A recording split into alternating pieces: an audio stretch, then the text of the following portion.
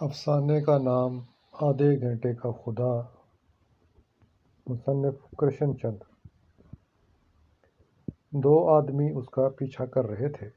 اتنی بلندی سے وہ دونوں نیچے سپاٹ کھیتوں میں چلے ہوئے دو چھوٹے کھلونوں کی طرح نظر آ رہے تھے۔ دونوں کے کندھوں پر تیلیوں کی طرح باریک رائفلیں رکھی نظر آ رہی تھیں۔ یقیناً ان کا ارادہ اسے جان سے مار دینے کا تھا، مگر وہ لوگ ابھی اس سے بہت دور تھے۔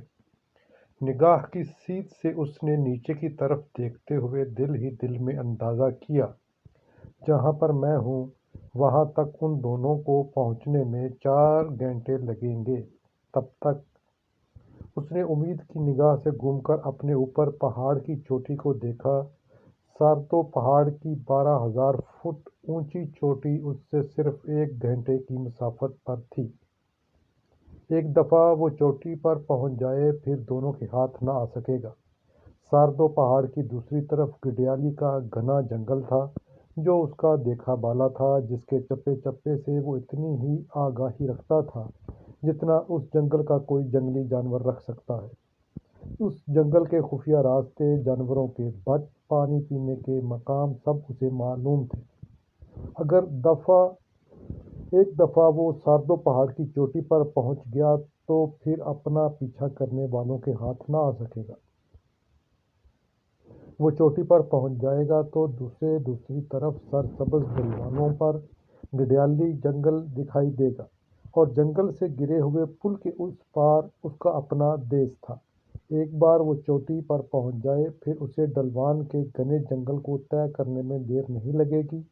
اگر پل نہیں ہے تو کیا ہوا، وہ بہت عمدہ تیراک ہے، گڈیالی ندی عبور کر کے دیس پہنچ جائے گا، اور چوٹی تک پہنچنے میں اسے صرف 1 گھنٹہ لگے گا، اور وہ دونوں اس کے دشمن ابھی اس سے 4 گھنٹے کی مسافت کے فاصلے پر تھے۔ نہیں، وہ اسے نہیں پکڑ سکتے۔ وہ جوان ہے، مضبوط ہے، اور 4 گھنٹے ان سے پہلے چلا ہے۔ وہ اسے نہیں پکڑ سکتے۔ وہ ابھی اس چٹان پر 15-20 منٹ بیٹھ کر دم لے سکتا ہے، اور دور نیچے کھیتوں سے گزرتے ہوئے گھاٹیوں کی طرف آنے والے ان دونوں آدمیوں کو بڑے اطمینان سے دیکھ سکتا تھا جو اس کی جان لینے آ رہے ہیں۔ وہ مسکرا بھی سکتا ہے کیونکہ وہ ان سے بہت دور ہے۔ یقیناً انہوں نے اسے دیکھ لیا ہے، کیونکہ نیچے کے کھیتوں سے چوٹی تک اس طرف کا پہاڑ جس کا اوپر وہ چل رہا تھا بالکل ننگا ہے۔ بس چھوٹی چھوٹی جھاڑیاں ہیں، سہتے کی اور لال ٹینا کی، جن میں آدمی چھپ نہیں سکتا، اور زمین سے لگی ہوئی پتلی کھدری گھاس ہے، اور نیچی نیچی سیاہ چٹانیں رات کی بارش سے بھیگی ہوئی۔ اوپر پرانی کائی ہے، پھسلواں۔ اس پرانی کائی سے بند پانی کی بو آتی ہے اور بربری مٹی پر قدم پھسلتے ہیں۔ اسے بڑی ہوشیاری سے آگے فاصلہ طے کرنا ہوگا۔ جبھی تو اس نے اس فاصلے کو طے کرنے کے لیے جو آدھے گھنٹے میں طے ہو سکتا ہے 1 گھنٹہ رکھا ہے۔ بس اسے صرف اس بات کا افسوس ہے کہ وہ نیچے کے گاؤں سے بھاگتے وقت کیوں اپنی رائفل ساتھ نہ لا سکا۔ بھاگتے اس نے رائفل وہیں چھوڑ دی۔ ایک ناقابل معافی حادثہ تھا، مگر اب کیا کیا جا سکتا تھا۔ اگر اس کے پاس اس وقت اپنی رائفل ہوتی تو وہ دونوں نیچے سے آنے والے اس قدر بے خوفی سے اس کا پیچھا نہیں کر سکتے تھے۔ وہ آسانی سے کسی چٹان کی اوٹ میں دبک کر کسی مناسب جگہ پر ان کا انتظار کر سکتا تھا، اور اپنی رائفل کی رینج میں آتے دیکھ کر ان لوگوں کو گولی کا نشانہ بنا سکتا تھا۔ مگر وہ کیا کرے، اس وقت بالکل نہتا ہے، اور اب ہر لحظہ اس کی یہ کوشش ہوگی کہ وہ ان کی بندوق کی مار سے آگے چلتا رہے۔ اس نے تعاقب کرنے والوں کے پیچھے بھی دور تک کھیتوں کو دیکھا، اور کھیتوں سے پرے سیب، آلوچے اور خوبانیوں کے درختوں سے گرے موگری کے گاؤں کو دیکھا۔ ایک لمحے کے لیے اس کے دل کے اندر اداسی کی ایک گہری سرخ لکیر کھینچی چلی گئی، اس خنجر کی باریک اور تیز دھار کی جس کا پھل اس وقت موگری کے دل میں پیوست تھا۔ موگری جو سیب کے پھولوں کی طرح خوبصورت تھی۔ کاشر کے لیے ضروری ہو گیا تھا کہ وہ موگری کی جان لے لے۔ چمکتی ہوئی گہری سیاہ آنکھوں والی موگری انگاروں کی طرح دہتے ہوئے ہونٹوں والی 19 برس کی موگری۔ وہ جب ہنستی تھی تو ایسا لگتا تھا گویا سیب کی ڈالیوں سے پھول جڑ رہے ہیں۔ ایسی مہکتی ہوئی سفید ہنسی اس نے کسی دوسری لڑکی کے پاس نہ دیکھی تھی۔ ہنسی جو سیب کے پھولوں کی یاد دلائے یا اچانک پر کھل کر ہوا میں کبوتری کی طرح اڑ جائے اور ذرا سے کھلے ذرا سے بند انگاروں کی طرح دہتے ہوئے شریر ہونٹ، ان ہونٹوں پر جب وہ اپنے ہونٹ رکھ دیتا تھا تو اسے ایسا محسوس ہوتا تھا جیسے اس کے خون کے بہاؤ میں چنگاریاں سی اڑتی چلی جا رہی ہیں، جیسے جذبہ پگھل کر خون اور خون پگھل کر شعلہ اور شعلہ پگھل کر بوسہ بن گیا ہو، اور وہ پوری طرح موگری کے چہرے پر جھک جاتا تھا، اتنے زور سے کہ موگری کی سانس اس کے سینے میں رکنے لگتی تھی اور اپنے چھوٹے چھوٹے ہاتھوں سے اس کے منہ پر تماچے مار کر ہی اپنا چہرہ اس کے چہرے سے الگ کر سکتی تھی۔ تم بالکل جانور ہو کاشر، وہ ہنستے ہوئے کہتی، اور تم آگ ہو۔ وہ خود اپنے جذبے کی شدت سے ڈر کر ذرا پیچھے ہٹتا ہوا کہتا، میرے گاؤں میں کوئی نہیں جانتا کہ میں ایک دشمن کے بیٹے سے پیار کرتی ہوں۔ میرے سپاہیوں میں سے بھی کوئی نہیں جانتا کہ میں گڈیالی کے جنگل میں روز کسی سے ملنے جاتا ہوں۔ دونوں گڈیالی کے جنگل میں جیپ کے کسی کچے راستے پر بیٹھ جاتے۔ دیودار کے ایک ٹوٹے ہوئے تنے پر پیچھے جیپ کھڑی ہوتی، سامنے ایک چھوٹی سی ڈھلوان کی گہری اور دبیز گھاس، کوئی چشمہ تقریباً بے آواز ہو کر بہتا تھا۔ جنگلی پھولوں پر پانی کے قطرے گر کر سو جاتے اور چاروں طرف بڑے بڑے ستونوں کی طرح اونچے اونچے دیودار اور ان کے گھنے چھتناروں میں سبزی مائل روشنی، دور اونچے لٹکے ہوئے فانوسوں کی طرح چھن چھن کر آتی ہوئی۔ کاشر کو ایسا محسوس ہوتا گویا وہ کسی مغل بادشاہ کے دیوان خاص میں بے اجازت آ نکلا ہے۔ یہاں آ کر وہ دونوں کئی منٹ تک جنگل کے گہرے سناٹے میں کھو جاتے اور آہستہ آہستہ سرگوشیوں میں باتیں کرنے لگتے۔ کبھی ایسا لگتا جیسے سارا جنگل چپ ہے، کبھی ایسا لگتا جیسے سارا جنگل ان کے ارد گرد سرگوشیوں میں باتیں کر رہا ہے۔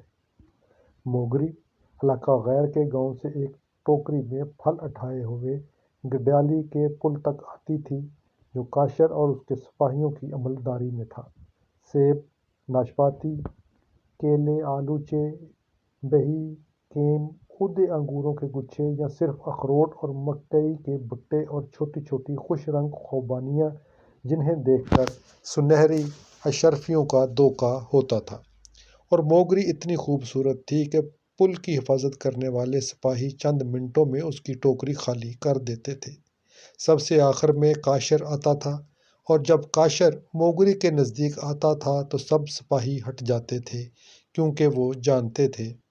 لیکن جس دن موگری کی مخبری پر علاقہ غیر کے گاؤں والوں نے گڈالی کا پل جو اس کی تحویل میں تھا ڈائنامائٹ سے اڑا دیا، اس دن اسے شدید دھچکا سا لگا، جیسے اس کے اندر بھی کوئی پل تھا جو ڈائنامائٹ سے پرزے پرزے ہو گیا تھا، اور وہ باہر کا پل تو کبھی نہ کبھی پھر بن جائے گا، لیکن اندر کا پل کون بنا سکے گا پھر سے۔ اس لیے وہ وحشت زدہ ہو کر پل کے ٹکڑوں کو ان گہرے پانیوں میں جاتا ہوا دیکھتا رہا، جہاں لطیف سے لطیف جذبے بھی بھاری پتھر بن کر ایسے ڈوب جاتے ہیں کہ پھر کبھی نہیں ابھر سکتے۔ وہ جانتا تھا کہ مگر اس کی آنکھوں میں آنسو نہ آ سکے، اور وہ موگری کو گالی دینا چاہتا تھا مگر اس کی زبان پر الفاظ نہ آ سکے۔ وہ جانتا تھا کہ ہر سپاہی کی نگاہ اس پر ہے، وہ نگاہ جو بظاہر کچھ نہیں کہتی لیکن خاموش لہجے میں شکایت کرتی ہوئی معلوم ہوتی ہے۔ جب وہ ان نگاہوں کی تاب نہ لا سکا تو اپنی رائفل لے کر گڈالی ندی میں کود پڑا، اور اس کے سپاہی بھونچکے ہو کر اس کی طرف دیکھتے رہ گئے۔ وہ ندی پار کر کے گڈالی کے جنگل میں گھس گیا۔ کئی دن تک وہ اکیلا بھوکا پیاسا اس جنگل میں گھومتا رہا، اور وہ ان تمام جگہوں پر گیا جہاں پر وہ موگری کے ساتھ گیا تھا، اور ان جگہوں پر جا کر اس نے ان تمام جذبوں کو بلانا چاہا جنہوں نے موگری کی موجودگی میں اس کے لیے دھندلے شفق زار تعمیر کیے تھے۔ کئی بار وہ موگری کی عدم موجودگی میں بھی یہاں آیا تھا تو بھی اسے ہر جگہ اس کی موجودگی کا احساس ہوا تھا۔ وہ پیڑ کا تنا جہاں موگری بیٹھی تھی اس کے گرد ایک ہالہ سا کھنچا ہوا معلوم ہوتا۔ موگری نہ تھی پھر بھی گویا جھرنے کے پانیوں میں اس کی آواز کی روانی گل گئی تھی۔ ہر پھول پہ اس کے بالوں کی مہک تھی اور وہ زمین پر بیٹھے تھے۔ وہاں سے موگری کے جسم کی سوندھی سوندھی مہک آتی تھی، مگر آج وہاں کچھ نہ تھا۔ جذبوں کے شفق زار چھٹ گئے تھے۔ پیڑ کا تنا محض پیڑ کا تنا تھا اور پانی کا جھرنا پانی کے جھرنے کی طرح بہہ رہا تھا۔ ہر چیز انجانی اور اجنبی اور اس سے الگ الگ کھڑی تھی۔ وہ چیخ مار کر سارے جنگل کو جگا دینا چاہتا تھا، مگر اس کا حلق بار بار گھٹ رہا تھا۔ اس کے احساسات پر ایک دھندلی چھائی ہوئی تھی۔ جنگل میں بے سمت گھومتے گھومتے کئی بار اسے خیال آیا اگر وہ اس دھند کو اپنے ناخنوں سے چیر دے تو شاید اندر سے موگری کا زندہ اور اصلی چہرہ صحیح سلامت نکل آئے گا۔ وہ موگری جسے اپنے دل سے پہچانتا تھا، مگر دھند کسی طرح نہ چھٹی اور گہری ہوتی چلی گئی۔ جنگل میں اس کا دم گھٹنے لگا، پیڑوں کا گھیرا اس کے لیے تنگ ہونے لگا۔ اسے ایسا محسوس ہونے لگا جیسے چاروں طرف سے جنگل کے پیڑ جھک کر اس پر گرنے والے۔ پھر وہ گھبرا کر جنگل سے باہر نکلا اور گڈالی کا جنگل طے کر کے وہ سارتو پہاڑ کی برفیلی چوٹی کے دوسری طرف اتر گیا، جہاں موگری کا گاؤں تھا۔ کئی دنوں تک وہ بیس بدلے ہوئے ٹو لیتا رہا۔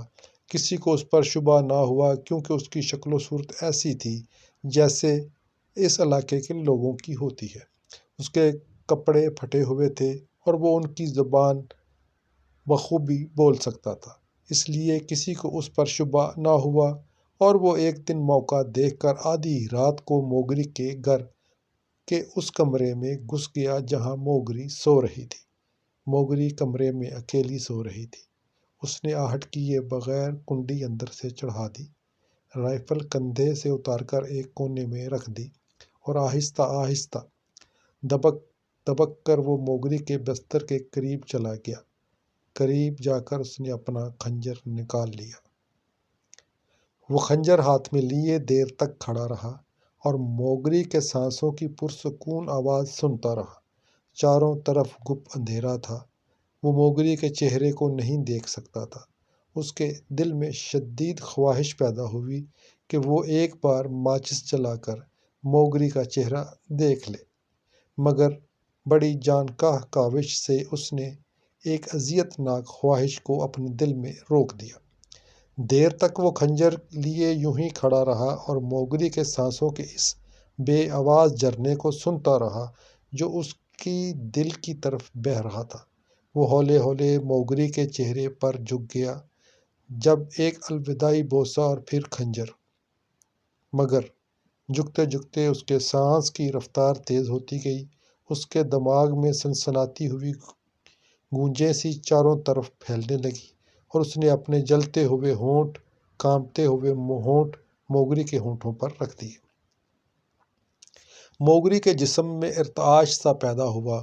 اسے محسوس ہوا جیسے موگری چیخ مارنے کو ہے، مگر ایسی مضبوطی سے اپنے ہونٹوں سے ملا رکھا تھا کہ چیخ مارنے کا سوال ہی پیدا نہ ہوتا تھا۔ پہلے تو موگری کا سارا جسم برف کی طرح سرد ہونے لگا، اور ہمیشہ یوں ہی ہوتا تھا۔ اسے اس سے پیشتر کے بہت رنگین اور خوبصورت لمحے یاد آئے جب موگری پیار کرتے کرتے یک لخت اس کی بازوؤں میں سرد پڑ جاتی، اور کئی لمحوں تک اس کی یہی کیفیت رہتی تھی جسے وہ دل و جان سے اس کی مزاحمت کر رہی ہو۔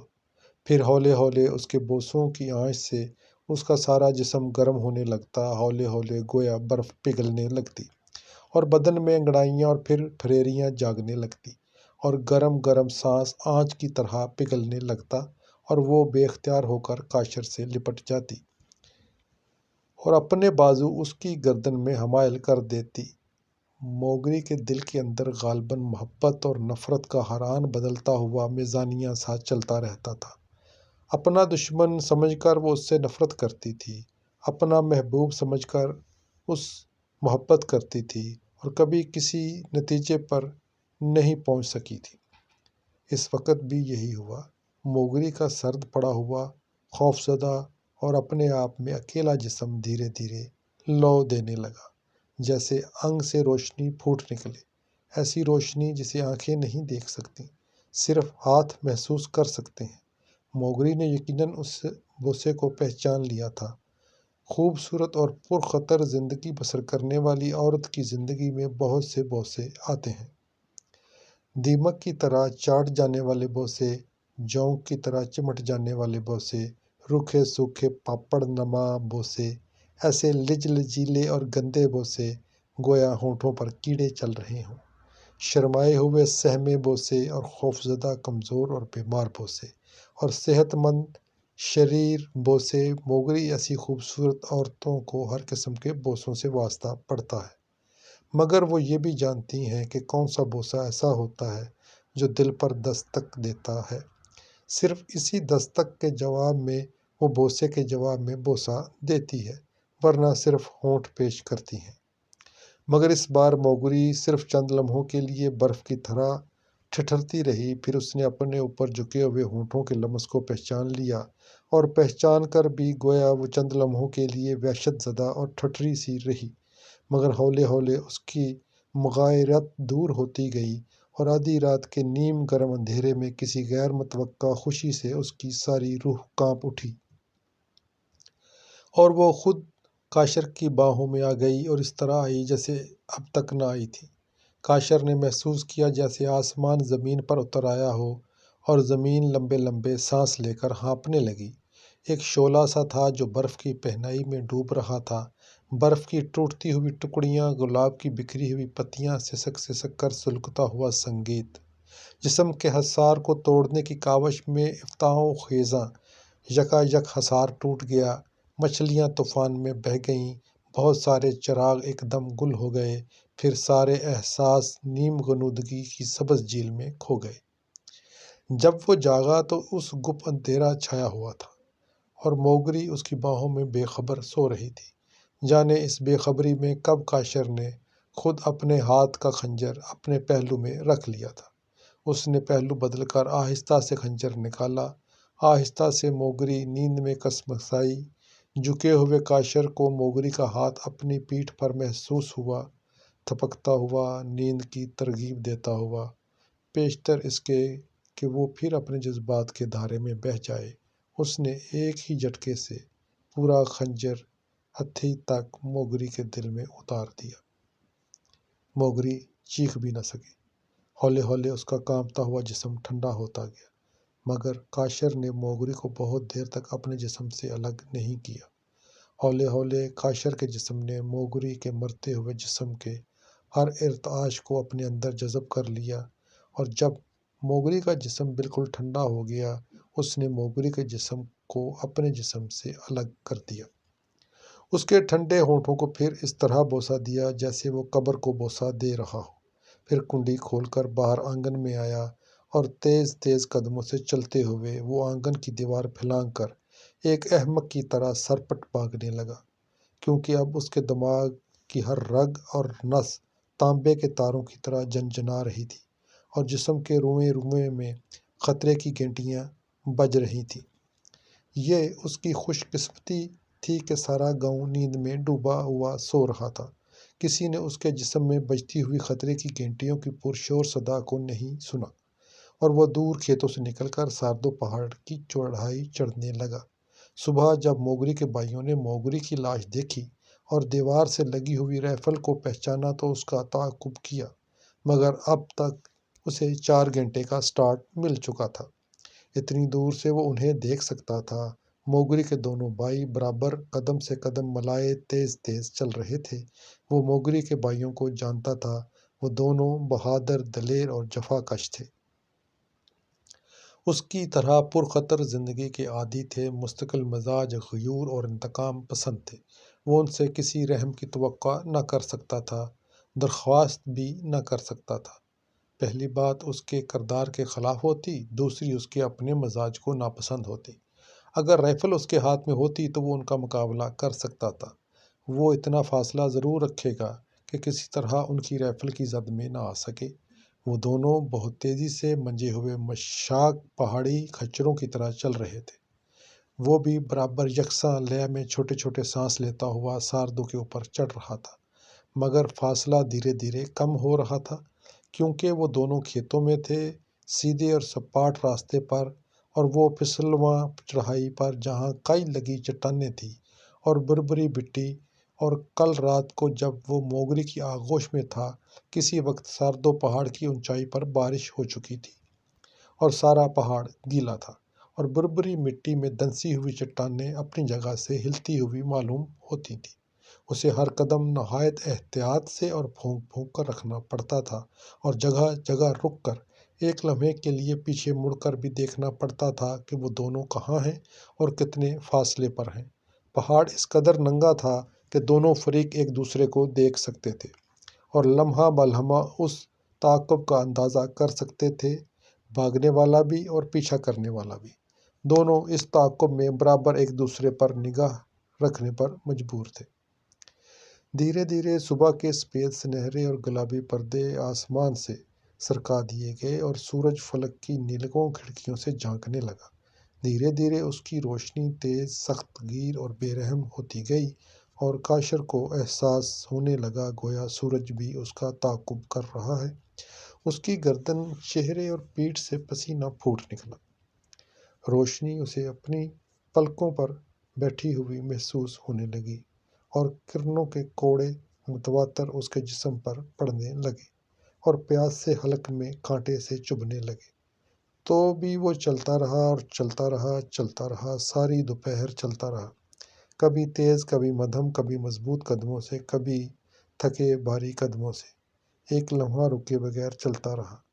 پیاس نے اس کا حلق خشک کر دیا تھا، گال، زبان، تالو، کاغ اور نرخے میں ایسا لگتا تھا گویا کہیں خاردار جھاڑیاں اگ آئی ہیں، اور ہوا کی نالی میں ہوا یوں اندر باہر جاتی تھی جیسے لوہار کی خشک اور سخت کھردرے چمڑے والی دھونکتی ہے۔ اب ہوا کی دھار تک کانٹے کی طرح تیز اور نکیلی تھی، تو بھی وہ چلتا رہا، کیونکہ رک نہ سکتا تھا، کیونکہ اب تعاقب کرنے والے بھی کہیں ایک لمحے کے لیے نہیں رکتے تھے۔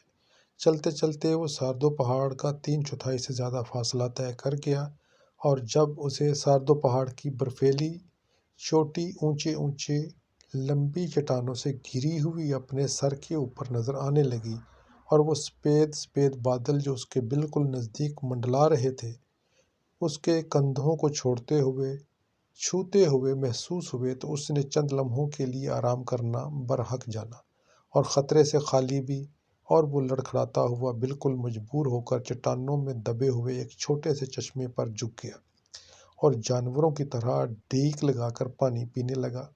پانی پیتے پیتے اس نے بڑی مشکل سے اپنے آپ کو بیچ ہی میں روک کر نگاہ گما کر نیچے کی طرف دیکھا۔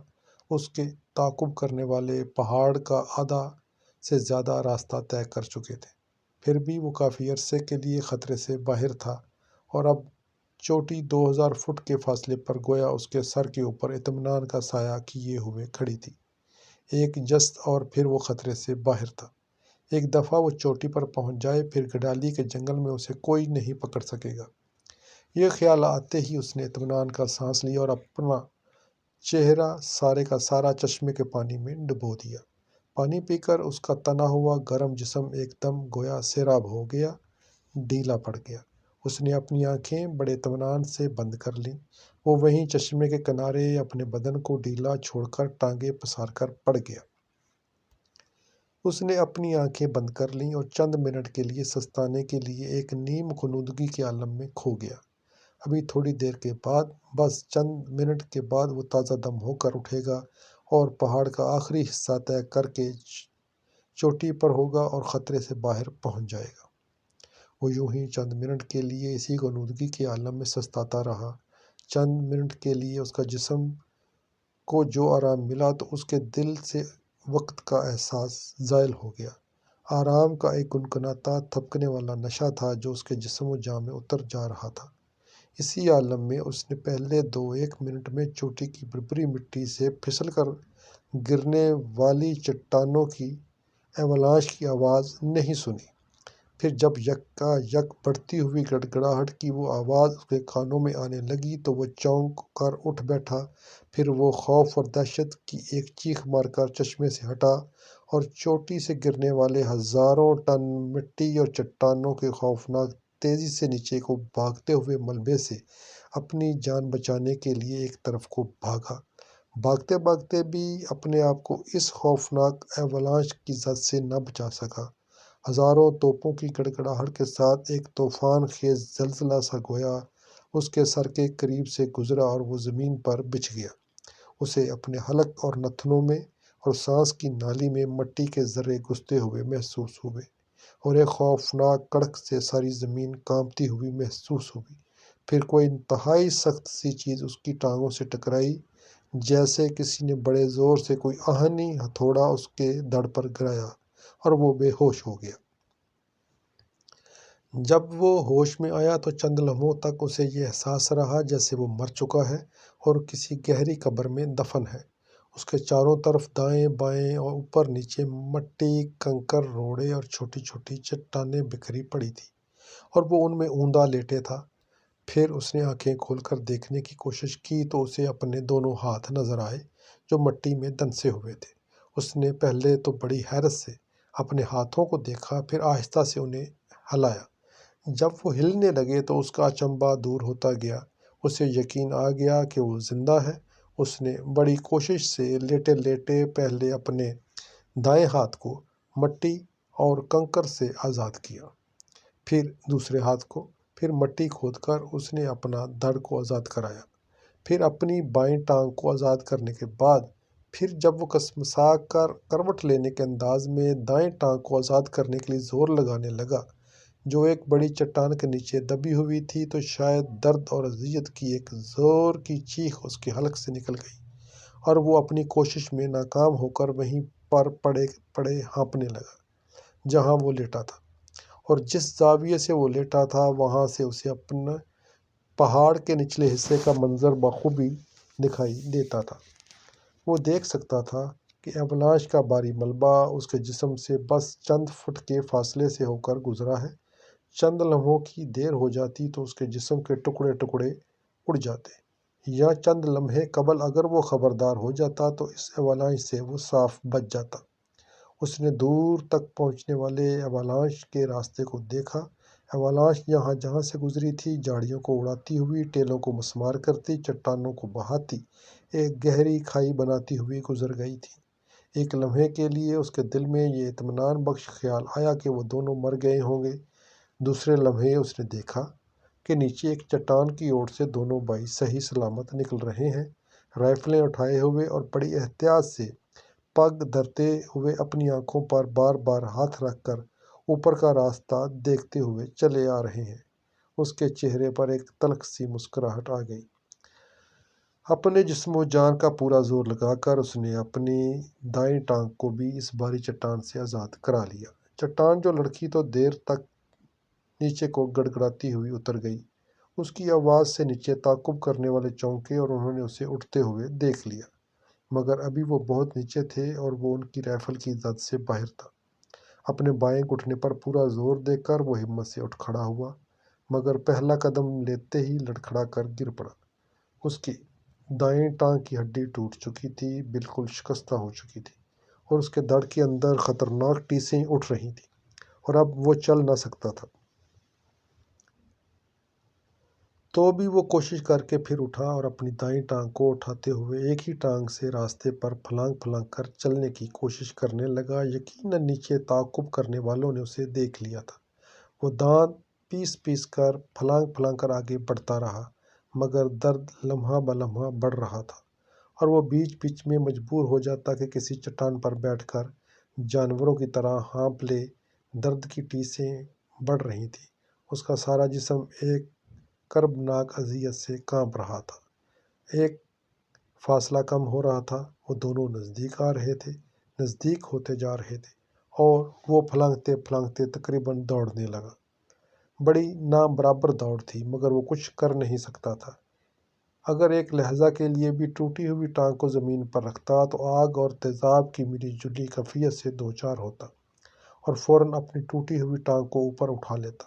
پھلانگتے پھلانگتے وہ 1200 فٹ اوپر چڑھ آیا۔ چوٹی اب اس سے صرف 500-700 فٹ کے فاصلے پر تھی، مگر اب وہ بالکل بے دم ہو چکا تھا۔ اس کے جسم میں چھریاں سی چل رہی تھیں، بار بار اس پر غشی کے دورے پڑتے اور آنکھیں میں ترمرے سے ناچنے لگتے۔ اب اس نے محسوس کیا اس کا دھڑ بالکل بیکار ہو چکا ہے، اب وہ بالکل نہیں چل سکتا۔ کسی نہ کسی طرح زور لگا کر اس نے اٹھنے کی کوشش کی۔ جب اس میں ناکام ہوا تو اس نے سر نیچا کر کے لیٹے لیٹے ہی گھسٹنا شروع کر دیا۔ اوپر کی طرف وہ بازوؤں کی قوت سے وہ ہر فٹ اوپر ہی اوپر گھسٹتا رہا۔ اس گھسٹنے میں اس کے گھٹنے چھل گئے، اس کی کوہنیوں سے خون بہنے لگا، ہاتھوں کی انگلیاں چھلنی ہوتی گئی، اس کے شانے چھل گئے، پھر بھی لمحہ بلمحہ آگے کو ہی اوپر کو ہی گھسٹتا رہا۔ ساری زندگی کی کاوش اور امید اور محنت اور اس کا درد اور انتظار اس کی آنکھوں میں کھینچ آیا تھا، اور وہ اپنے جسم سے نہیں بلکہ اپنی آنکھوں سے چلتا ہوا معلوم ہوتا تھا۔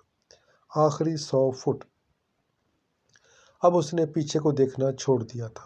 آخری 50 فٹ، آخری 30 فٹ، وہ اوپر ہی اوپر گھسٹتا گیا، پھر دانت پیس کر اور اپنے جسم سے زیادہ اپنی روح کا پورا زور لگا کر اور اپنی حیات کی مخفی قوتوں کو آواز دے کر اس نے آخری 30 فٹ بھی انچ انچ گھٹ کر طے کر لیے اور پہاڑ کی سب سے اونچی چوٹی پر پہنچ گیا، جو تعاقب کرنے والوں کی طرف سیدھی بلم کی طرح کھڑی تھی، لیکن گڈیالی کے جنگل کی طرف ایک آرام دہ کرسی کی طرح ڈھلوان شکل اختیار کیے ہوئے تھی۔ چوٹی پر پہنچ کر اس نے اپنے آپ کو اس چٹان کی اونچی آرام دہ کرسی پر گرا دیا اور ہانپتے ہانپتے اپنی آنکھیں بند کر لی۔ جب اس نے آنکھیں کھولیں تو گڈالی کا سر سبز اور گھنا جنگل دور نیچے تک اس کے قدموں میں پھیلا ہوا نظر آ رہا تھا۔